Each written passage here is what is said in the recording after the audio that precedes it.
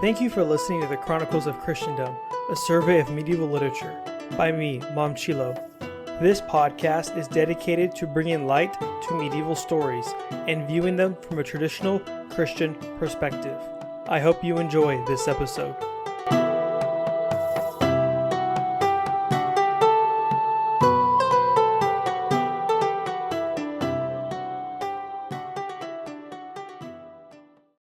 Hello, today I want to talk about St. Stephen, the King of Hungary. And the main source that I'm going to be using for today's episode is going to be Bishop Hartvic's Hagiography of St. Stephen. I believe normally it's just called The Life of St. Stephen in English. So it has been translated into English by Nora, Berend, and it can be found in two collections in two sort of places. So the first is Medieval Hagiography, an anthology edited by and compiled by Thomas Head. Or you can find it in another book, another anthology called The Sanctity of Leaders, Holy Kings, Princes, Bishops, and Abbots from Central Europe. And now, I recommend the first one for kind of more casual readers, but if you really, really want to do like a deep dive into this text, I would recommend the second one because it has the Latin original side by side, like on the opposing page. So if you want to, you could, go line by line and check the Latin to the English translation. As well, it has a much more in-depth and scholarly introduction to it, and there's a bunch of footnotes as well throughout the work that add a lot of detail and sort of scholarly interpretations of various things and whatnot. There is an introduction and some footnotes in the Thomas Head edition or in that anthology. However, it's much less scholarly and it's much more casual, I would say. So if you just want a casual reading, then just read the Medieval Hagiography by the edition edited by Thomas Head. But if you really, really want to go deep dive into it, look into the Sanctity of Leaders. But they're both, the English translations are both the same in each one. But before I delve into this text and start sort of talking about it, I want to give some historical background because my estimation is that most people don't really know much about Hungarian history. Maybe some modern history they know, but when it comes to medieval stuff, I'm sure most people, including myself until rather recently, didn't really know much about. So the Hungarians that we know today, they originate from a nomadic horse riding group of peoples who lived in the sort of the Black Sea steppe region. And in this area, in that sort of like area around Eastern Europe during this time and into Russia, there was a lot of nomadic groups that were over there. I mean, the Romans, both in the Western Empire and in the Eastern Empire, were constantly fighting against these nomadic groups that were there. Eventually, like the Mongols, the Huns would be there, harassing various different, more settled civilizations, you could say.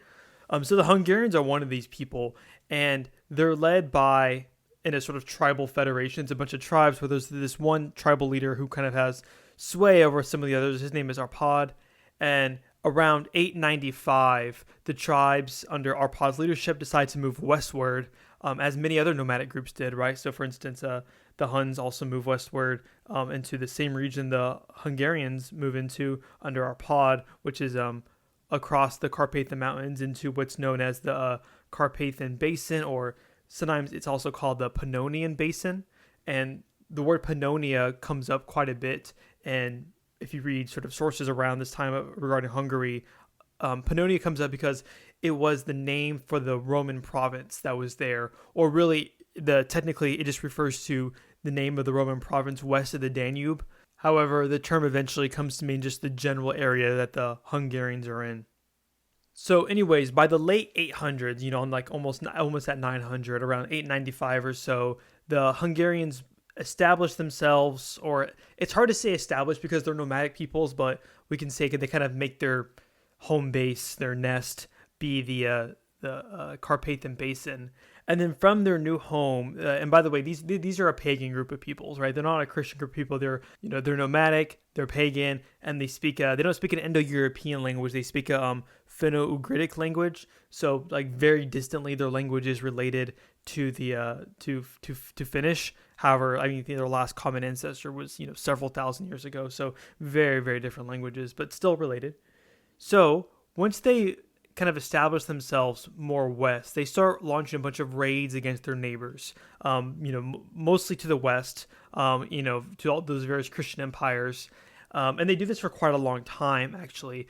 It seems like they do it all the way into like the mid to late 900s, give or take. So maybe about 60, 70 years or so. They engage in these various raids against their neighbors and kind of harassing them, but also like allying with them sometimes. I mean, there's several cases where various Western nations ally with these Hungarians to fight against their neighbors, even though there is that religious difference and all that. They were more than willing to ally with them sometimes. And another interesting thing to note is that I guess we could say the scope of their raids, like they were going well into Western Europe. I mean, all the way to like Burgundy and, in Franconia and like attacking the Franks. And it's actually interesting to note that the name Hungarian derives from Huns, like Attila the Hun. However, they have no relation to each other, right? I mean, they're both nomadic pagans, but they're separated by several hundred years. The Huns spoke a Turkic language. The Hungarians spoke a Finno-Ugritic language. However, because they were in the same areas as the Huns were, like that Carpathian Basin, and they were, nomadic pagans and raided on horseback all their neighbors, the various European peoples just called them Hungarians or some form of that in all their languages. But these Hungarians, these tribes, they're nothing new in some sense, right? Because there was people beforehand in the Carpathian Basin. We mentioned the Huns. There was also like the Avars and the Sarmatians. So it's pretty old hat at this point that the other European powers were just like, oh, you're just like the Huns. We're just going to call you the Huns, essentially. So that's the name that they stuck with, even though in their own language they don't call themselves Huns. They call themselves the Magyars, right? So they're going around Western Europe and even a little bit of like Eastern and like Southern Europe, raiding their neighbors. However, there's a sort of turning point that happens in 955. So this would be about, 60 years after they sort of made Central Europe their home. There was a big battle that they fought against the Franks. It's called the Second Battle of Lechfeld in 955. So there was the First Battle of Lechfeld much earlier, in which the Hungarians bested the Franks. However, in this battle, the Franks got the upper hand of the Hungarians and really, really set them back militarily and really made them much more cautious about engaging in future raids against Western Europe. And the raids tended to kind of dwindle out by this time. They became less frequent, although they still did happen for sure, but they became less frequent. And it's also important to note that, because this becomes relevant towards the beginning of the text, so before we get into it, it is a bit of a misnomer to say that the Hungarians, per se, were raiding these various different European principalities, because the way that the leadership and the sort of the governmental structure was that each tribe had enough autonomy to be able to engage in diplomacy, engage in war, and all of that. And when you read the contemporary accounts of these raids from like the other side, the people being raided, they often don't refer to them as Hungarians. They normally refer to them as the specific tribe in which they came from, which seems to suggest that there was quite a bit of autonomy in the tribes, engaging in their own foreign policy. So that kind of leads us into the very start of the text. So the actual story in the text begins not with St. Stephen, but rather his father, Géza, who, again, he's not a king. He's he's the head of a tribal federation of other tribes. In a sense, he's kind of like the first among equals of all the tribal leaders. And so whenever there's a death, in terms of secession, how the new sort of tribal confederation leader comes about, it's not through primogeniture, which is the typical pattern in Western Europe under monarchical systems or other kind of feudal systems. Rather, it's through seniority. There's a seniority succession rather than a primogeniture or like your firstborn.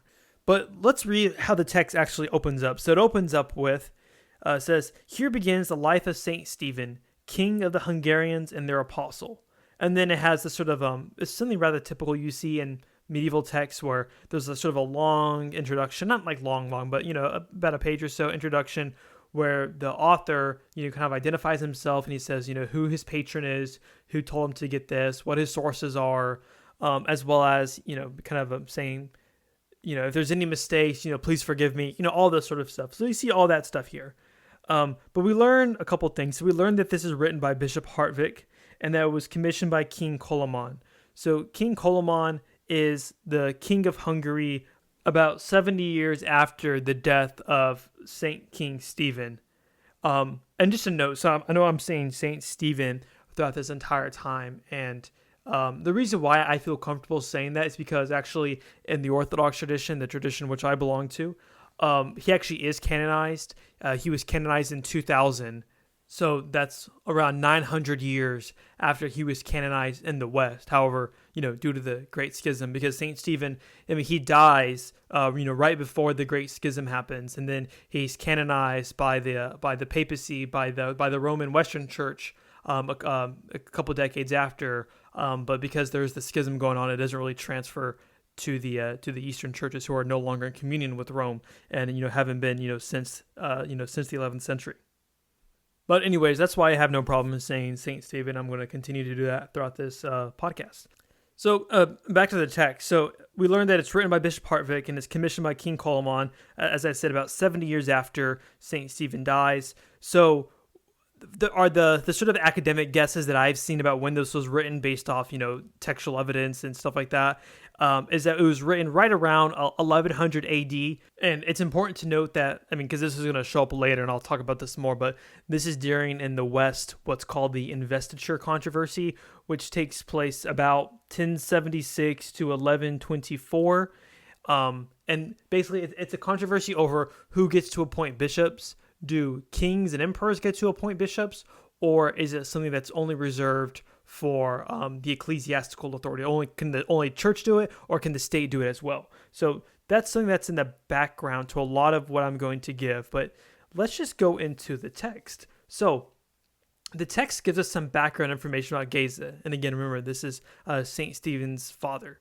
So it kind of portrays him as a mixed bag. So on the one hand, it shows him as someone who helps bring Christianity to Hungary, but on the other hand, it still shows him as a pretty brutal guy, pretty brutal tribal chieftain of sorts. So he is at one point commended for making peace with his neighbors and protecting Christian pilgrims. However, it talks about his attempt to sort of centralize his authority and sort of centralize the state, I guess you could say. It kind of portrays that as a very brutal process, right? So it's kind of hard to judge. At one point, he brings in missionaries. He converts himself and his family to Christianity. However, he is, pretty brutal. And it talks about how Géza had all these designs that he wanted for the church in Hungary. He wanted to, spread it everywhere, build all these churches, do all these great things. But then he gets this vision. It talks about this vision from this angel that comes to him. And so I'll just quote here. So the angel tells him, "Peace to you, chosen by Christ. I order you to be free from your cares. What you have in mind has not been granted to you because your hands are polluted by human blood. A son will be born of you who will go forth, to whom the Lord will entrust all these things to settle, according to the purpose of divine providence. He will be one of the kings chosen by the Lord to exchange the crown of secular life for an everlasting one. So you should receive the man sent to you on special legation with respect, and once having received him, keep him with reverence. Listen to his exhortations with a faithful heart and not with a feigned assent." So the way that this is structured, it's structured in a similar way between King David and King Solomon, right? So if you remember from your Bible, King David, because of his lusts and, murdering eventually, God doesn't allow him to build the temple. Rather, it has to be his son, Solomon. And the angel is saying a very similar thing here, right? He's saying, look, Géza, I know you want to do these good things. However, because of all your past bloodshed, you're not going to be able to do it. But your son will. And there's also reference to, receiving a special legation with respect. And that refers to Aldebert. So St. Aldebert of Bohemia, or St. Aldebert of Prague, who is a sort of missionary to lots of places in, Central Europe. He comes to Hungary, and then he's actually the one who baptizes Géza and his family. And he kind of sticks around in Hungary for a while, and he'll kind of he'll show up here later again in the story. And just a quick note to add, one thing here that a lot of the scholars point out, I don't know how much I agree with it, but maybe there's something here, is that they notice how there's a lot of emphasis placed on St. Aldebert and the Bohemian church and its role in sort of converting Hungary to Christianity. And there's not really much reference to the Germans and their role in converting Hungary to Christianity, even though historically they did have a pretty large role. and they surmise that that's because there's probably some diplomatic things going on at the time that they didn't want to give credit to the Germans for. And they wanted to sort of distance themselves away from Germany and the Holy Roman Empire. So eventually, St. Adalbert of Prague does come to Hungary. He does the baptism, and he starts missionary efforts in Hungary to convert the people to Christianity. And then to dispel all doubt, as the text itself says, that St. Stephen, or that this child kind of prophesied by the angel to Géza, is going to do these great things, his wife, so St. Stephen's mother, is also receives this visitation. And this time, it's by St. Stephen the Proto-Martyr. And basically, this saint is, telling the mother, say, hey, you're going to have a child, and you need to name him after me. And my name is Stephen. So eventually, St. Stephen is born. The child is born. And then it talks about how he's baptized and chrismated by St. Adalbert. And then it makes a note, to sort of etymological note, about the meaning of the word Stephen in Greek. And it says that in Greek, the word Stephen means crown. And this is seen as St. Stephen's crown that he will receive eventually is going to be a symbol, or something that prefigures his crown in the the life of the world to come, and in heaven, his crown in heaven. And I think what's happening here in the story is that the idea of kingship or being a ruler is being recontextualized, especially from a much more tribal context, where, as the story kind of related earlier with Géza, even though he does all these good things, like he kind of starts the initial process of Christianizing Hungary, it still, says, like, he's a man of blood. Like, there's this, he's polluted by human blood, rather, I believe is what it says. And therefore, there's certain things that he can't do because of his dirtiness, his uncleanliness, you could say. But with St. Stephen, what we're going to see is this new idea of leadership, what it means to rule. It doesn't mean just to be brutal or to, lord it over people. Rather, it needs to point to something higher than itself. The crown of the king should be pointing to his crown in the life of the world to come, in heaven, whatever you want to say. It should be pointing to something higher, and it shouldn't just be relating to power on this earth. And I think, as we go through this, we're really going to see how St. Stephen manifests that.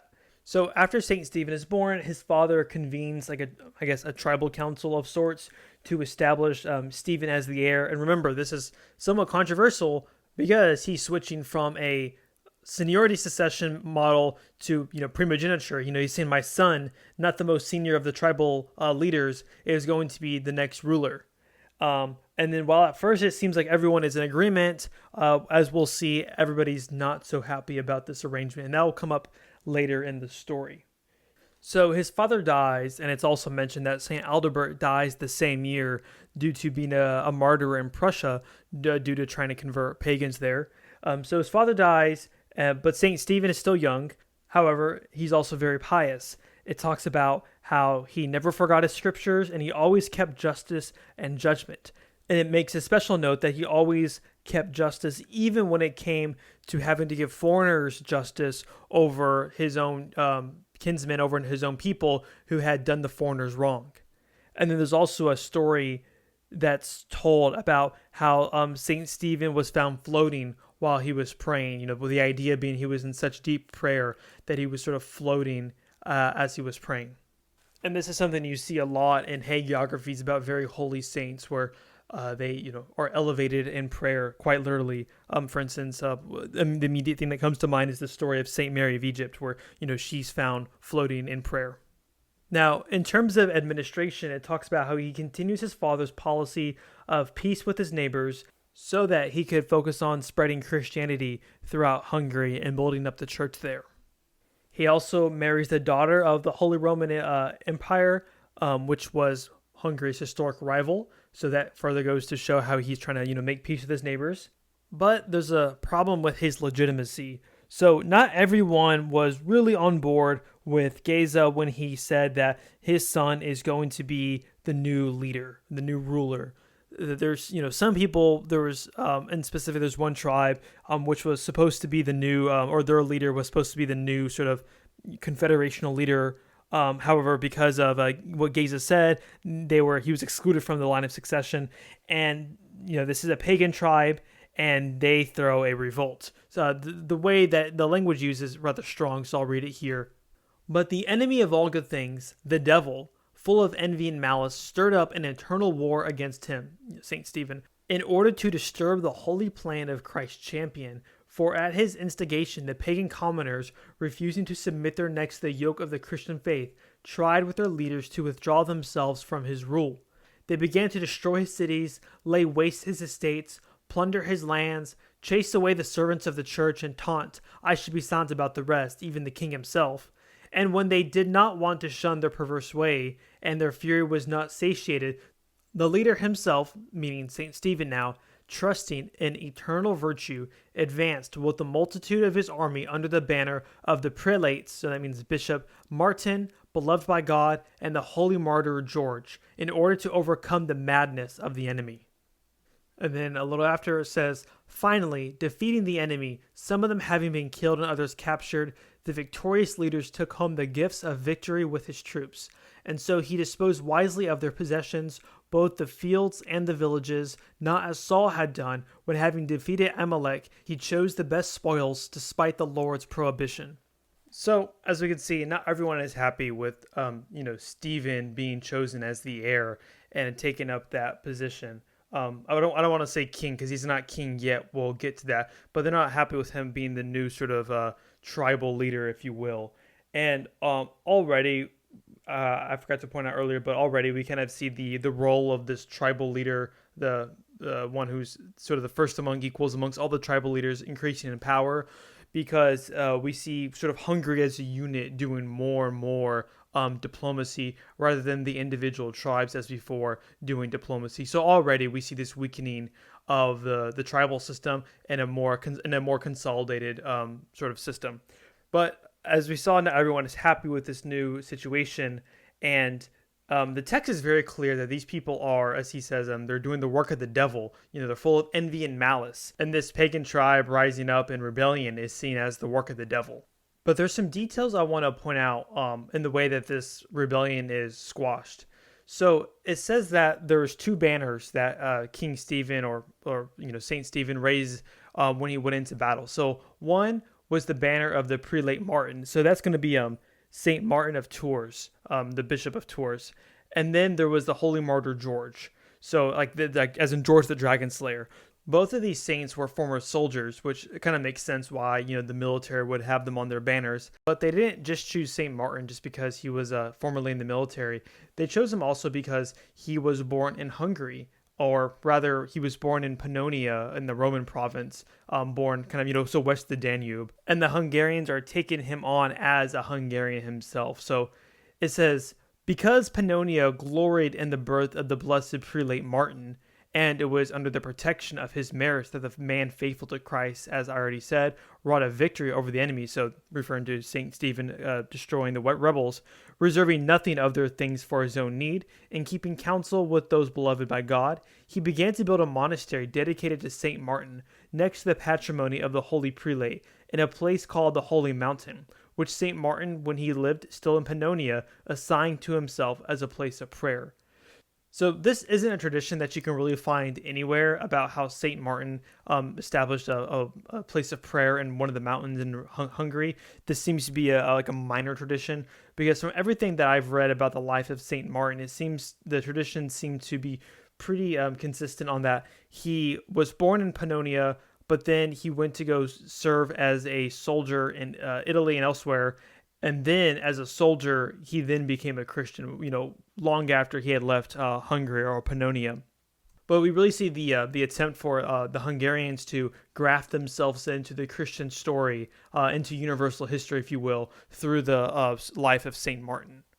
So after St. Stephen is victorious, he builds the monastery dedicated to St. Martin, as is mentioned, as well as it talks about how he builds many other monasteries.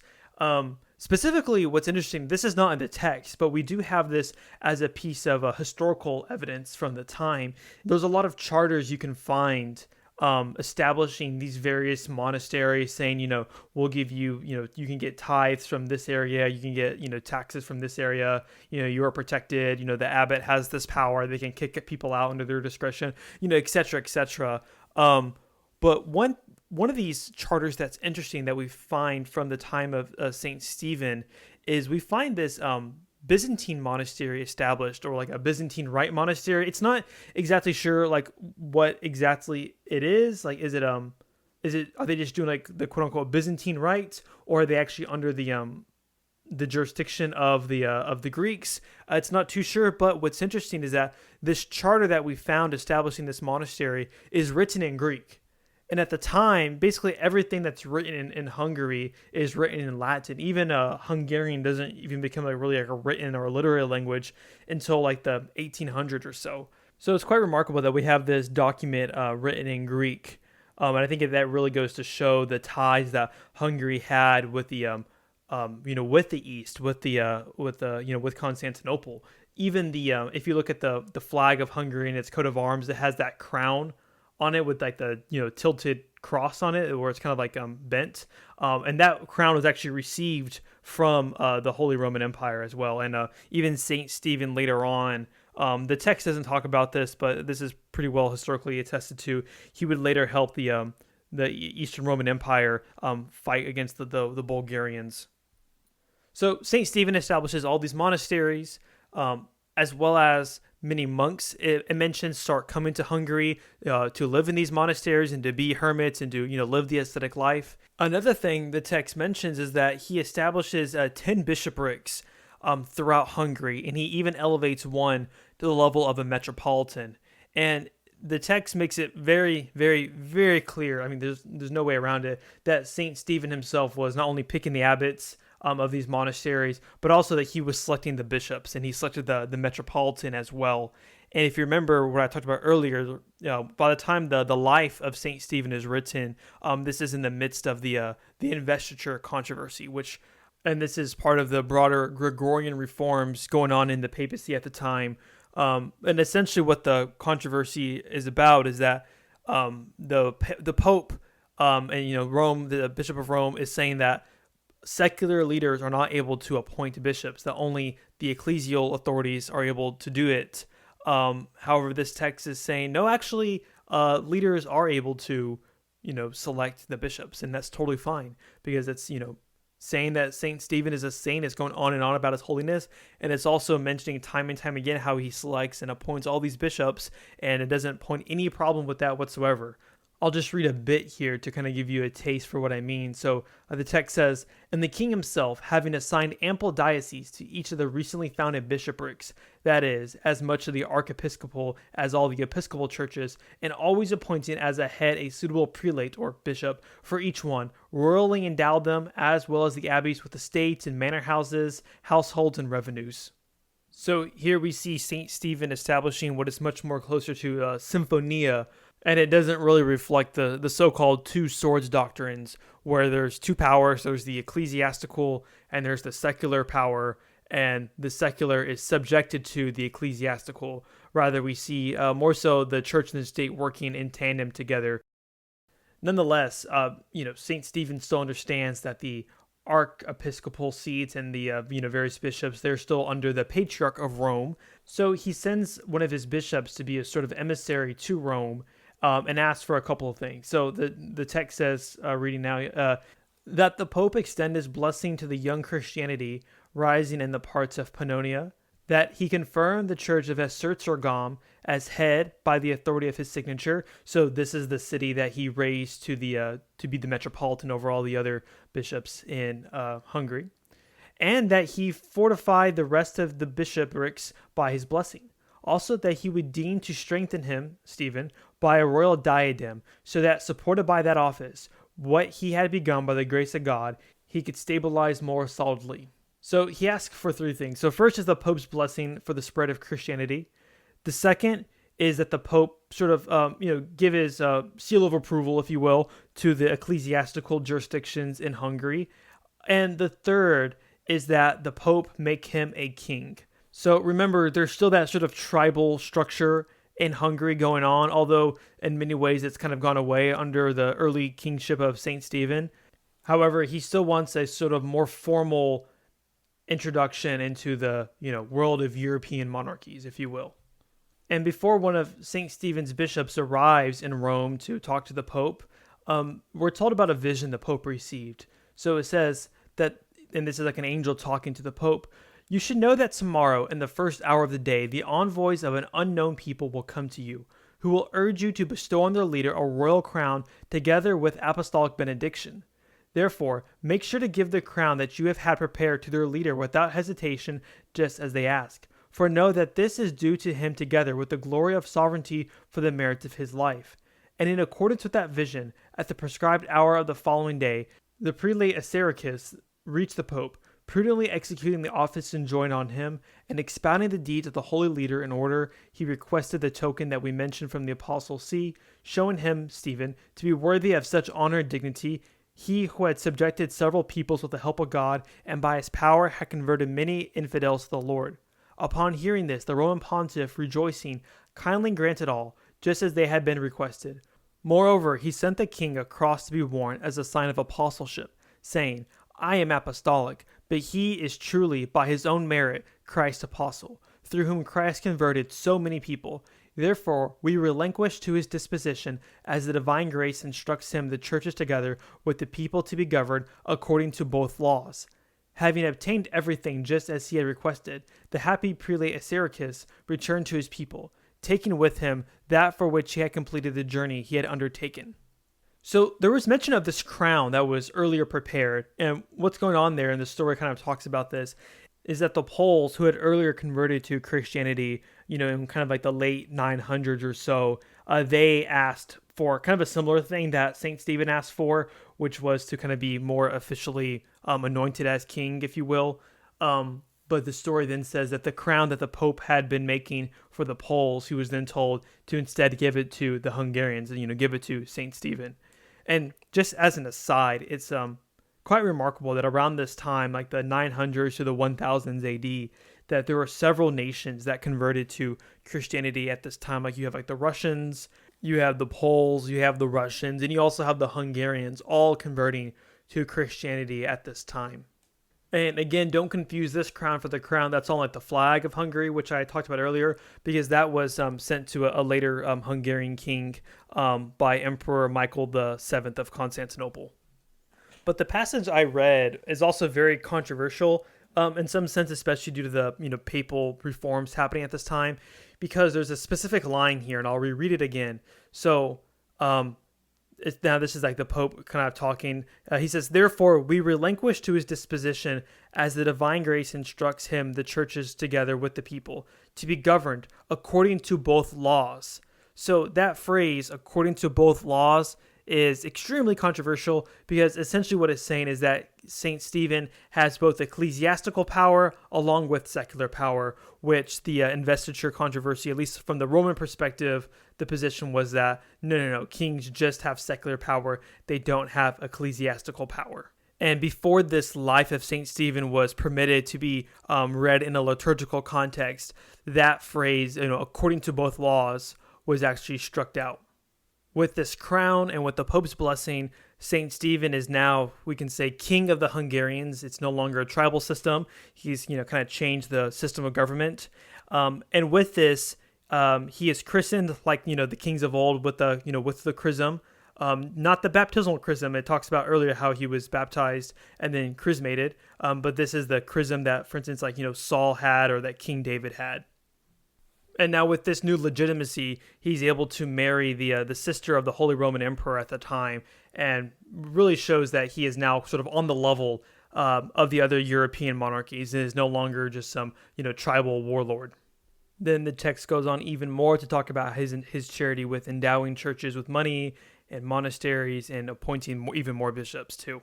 So I'll read again from the text here. It says, "In the meantime, the king was faithful and completely devoted to God in all of his acts.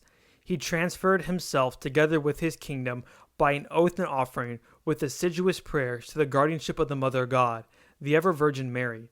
Her glory and honor are so famous among Hungarians that even the feast of the Assumption of this Virgin is called the Day of the Lady in their language, without the addition of her proper name.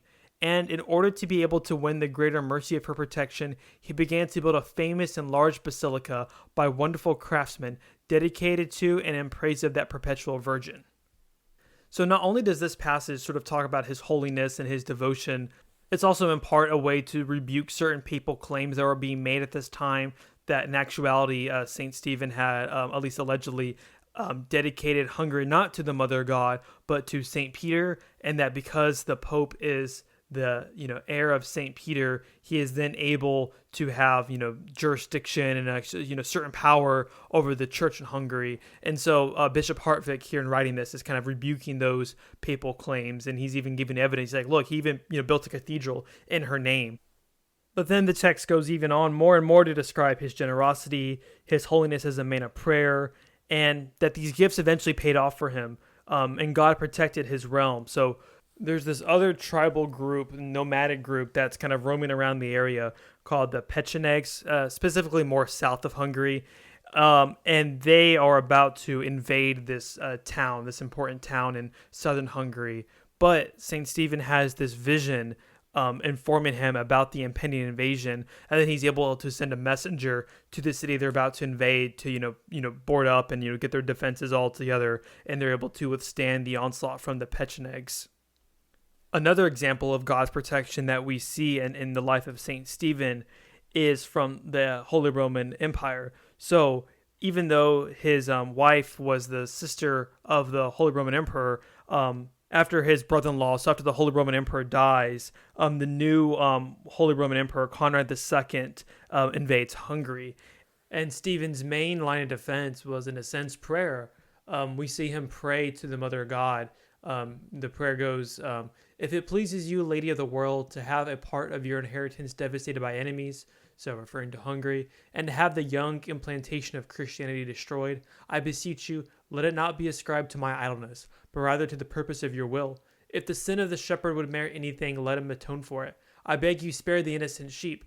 And then it relates the story about how the German army was camped out, and then they all of a sudden just started to retreat without any sort of provocation. And the story goes that apparently there was a messenger who was sent to the German camp saying that they were to retreat and that he comes from the emperor. But then it was later realized that he was not from the emperor, and this is considered to be a miracle. And then the crazy thing is that this is not only related in the Hungarian account, but also if you look at the German account from the emperor, we have this guy, this chronicler named Wipo, a W-I-P-O of Burgundy, and he relates this story about Conrad II's invasion of Hungary, and he says King Stephen, whose forces were entirely insufficient to meet the emperor, relied solely on the guardianship of the Lord, which he sought with prayers and fasts proclaimed throughout his whole realm. And then it talks about how the Germans eventually had to retreat from Hungary. So even on the other side of this conflict, they ascribe the victory of the Hungarians due to prayer. And this is a contemporary account. Like, this isn't somebody reflecting on this, years and years later. This is, somebody who was contemporaneous with St. Stephen. So even though St. Stephen wins these kind of miraculous, victories, both against the Pechenegs in the south and then kind of in the west and the north, against the Germans in the Holy Roman Empire, there is some more sad things going on. So one thing is that he doesn't really have an heir. So he has all these children, but they keep dying very, very young, except finally he gets a child who kind of makes it past his infancy, and his name is Henry, or he's also sometimes called Emeric. And I'll read the text here. So it says, the father, so St. Stephen, restrained the grief arising over their death by the solace on account of the love of his surviving son, the child Henry, of good natural disposition.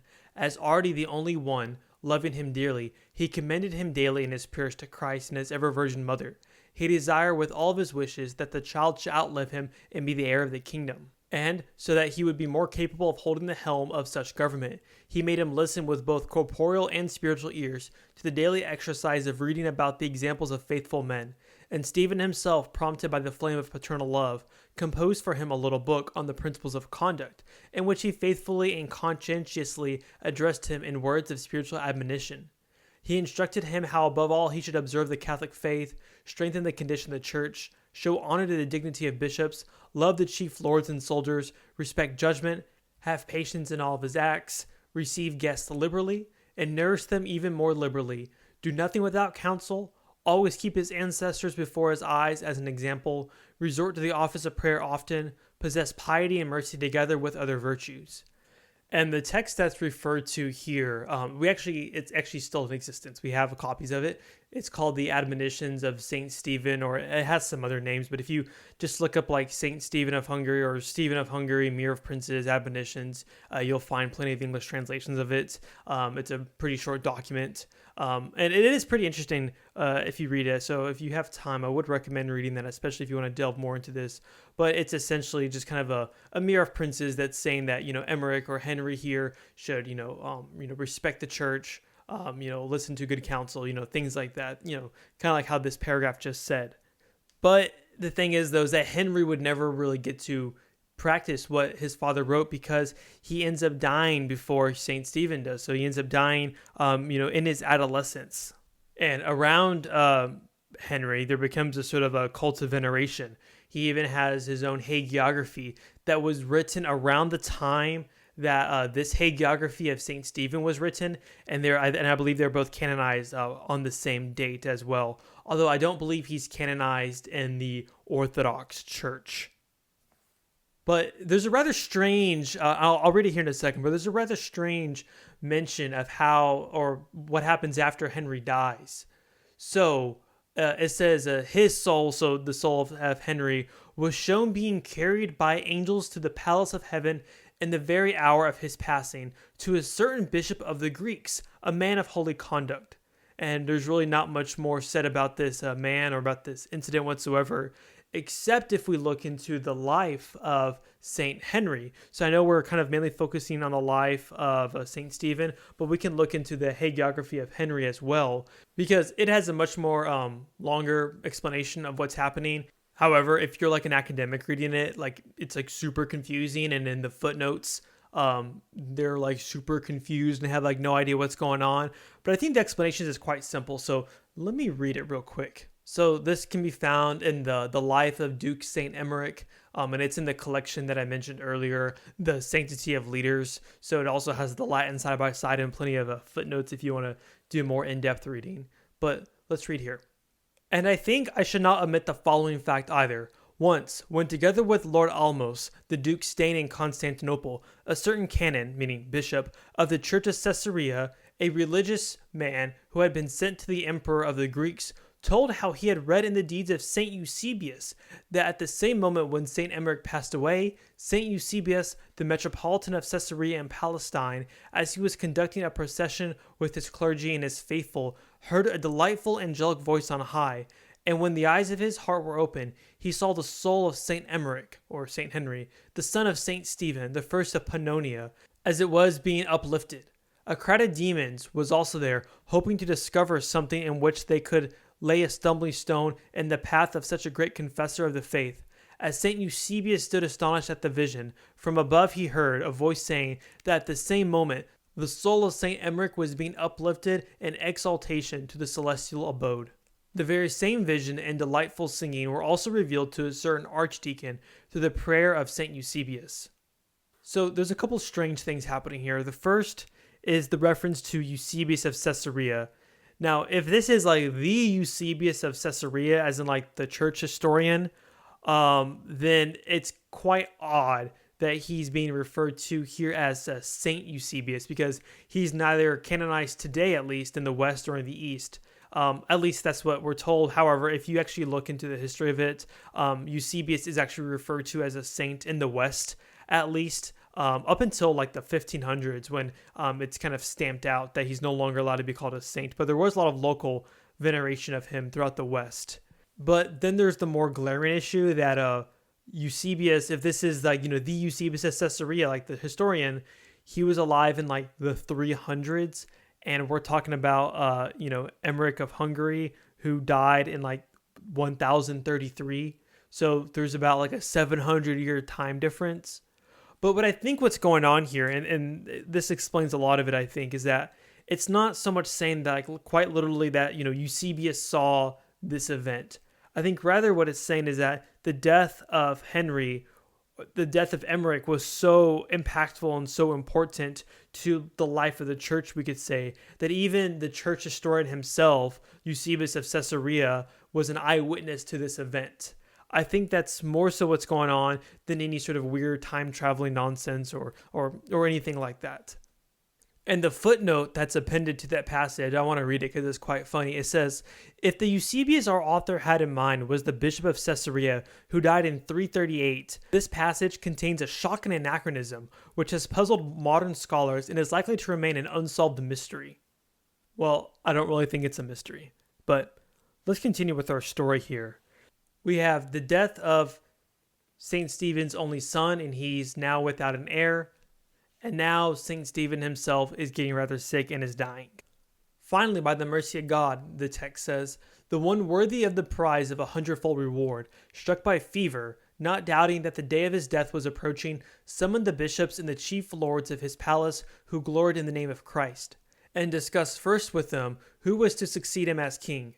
Afterwards, in a fatherly way, he admonished them to keep the orthodox faith which they had accepted, to love justice, to cherish the chains of heavenly affection, and render what was done for that affection, to be vigilant and zealous in humility, and indeed above all to guard the young implantation of Christianity. After having said this, lifting his hands and eyes to the stars, he exclaimed thus, Queen of heaven, renowned restorer of the world, I commit the holy church with its bishops and clergy, the kingdom with its chief lords, and people to your protection in my last prayer, and say my final farewell to them, and to your hands I commend my spirit.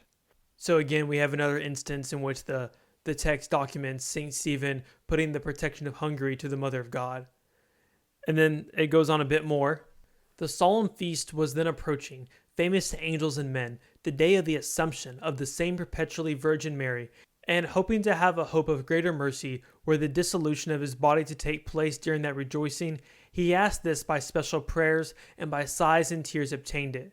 Thus that auspicious day arrived, very soon made more auspicious through his death, and the congregation of bishops and clergy, the foremost troop of stewards and important attendants, stood encircling the place where the king, beloved by God, laying in their midst, having accepted the sacrament of spiritual unction, restored his holy soul by viaticum of the body and blood of our Lord Jesus Christ in the year 1033 of the incarnation of the Lord, and gave it into the hand of the perpetual Virgin and holy angels, to be brought to the peace of eternal celestial beatitude. So this is something that you see a lot in the lives of the saints, which is they have a special day they like in particular, or a special feast day that they connect with, and then they pray that they can die on that day, and oftentimes they are granted that blessing. I'm thinking here of Saint Joseph the Hesychast of Manathos, who wanted to die on, who also wanted to die on the Assumption, or as we call it in the East, the Dormition. And upon his death, they put his body in the church that he built for the Mother of God. And there was many miracles associated with his body. And then it even says, often at night, the melody of the song of angels was heard by many. And even more often, the sweetness of the most pleasant scent spread to all corners of the church from his tomb. Then, about 45 years later, the Pope of Rome approves his canonization. But as I said, a little bit later, when this life was approved, there was some certain edits that were made. But anyway, so he's canonized. And then to celebrate, the then king at the time, King Ladislas, who's also a saint in the West, calls for a 3-day fast before he opens up the tomb and distributes and translates the relics. And upon the people of Hungary hearing about the canonization, many people came to venerate the body and be healed, and many were healed. It even says that those who weren't able to make it due to physical illness, but who tried to at least, even they were healed as well. However, after the 3-day fast comes, the king and his men try to open the tomb. They try to remove the marble slab, but they just can't. And then a certain hermit named Caritas comes to the king, and he tells the king a revelation he received. Basically that the coffin can't be opened until Ladislas pardons his cousin Solomon, who was imprisoned after a succession dispute. So King Ladislas pardons Solomon, and then he does another fast again for 3 days. And then when he tries to remove the marble slab, it's super light. It just comes off basically. And it mentions that there was a very overpowering fragrance that came from the tomb when they opened it. It even says that they thought they were being carried away into paradise. That's how sweet it was. And, of course, we see this a lot with saints today, where their bodies, very holy saints, their bodies will stream myrrh and smell very fragrant and, be incorrupt, still in existence, or, not subject to decay. When they open up the tomb, they see that the body is putrefied. So essentially, the body is in this sort of like liquid with all the bones kind of sloshing around. So they collect all the bones and look for a ring that he had on his right hand, but they can't find it. It says, they searched for a long time in that liquid for the ring that had been put on the right hand of the blessed man. Not having found it, some people began to pour the water into silver cauldrons in large jars at the order of the king, so that having emptied the sarcophagus, the discovery of the ring would be made more certain. But, miraculously, the greater the quantity of liquid that was poured out, the more of it welling up filled the sepulchre again. Seeing this miracle, they restored the water they had drawn off to its place, but by pouring it back, the grave did not overflow. So they tried to, in order to search for the ring, remove all the liquid, but the liquid just keeps on coming back. So they put all the liquid back in, and miraculously it doesn't overflow. And then we get this kind of weird story where there's this monk, Mercius, and he's kind of the guard of the treasures in the cathedral. But it talks about how he was kind of unjustly sent away to the corner, kind of the back of the church, because they thought he would want to steal some of the relics for whatever reason. And then he gets this certain visitation, shall we say. So the story says, a certain young man dressed in white clothes gave him a rolled up piece of cloth, saying, I entrust this to you to preserve, and when the time comes to reveal. After the completion of the sacred office, so after the service is over, the monk unfolded the cloth in the corner of the building, and seeing the intact hand of the man of God with the ring of marvelous craftsmanship. So we have this treasurer, this monk, who is given the relic that everybody was looking for, presumably by this angel, right? A young man dressed in white clothes. That sounds like an angel to me. So he's given this relic, and then he keeps it for a long time. And then finally, on advice of his abbot, he tells him to bring it to the king. The king, it says, immediately, joined by bishops and the chief lords of Hungary, obtaining their many favors of miracles from Christ, appointed the day of celebration for elevating the right hand of God's man. And now, as we come to wrap up this story, the last paragraph that we're given is kind of a reflection on why the right hand of St. Stephen was found incorrupt. And it's also important to, it doesn't say here, but of course, we have to remember our left-right hand symbolism. The, left hand is normally kind of like, I want to say it the bad, but often at times it is considered kind of the bad or the evil one, whereas the right is considered the good.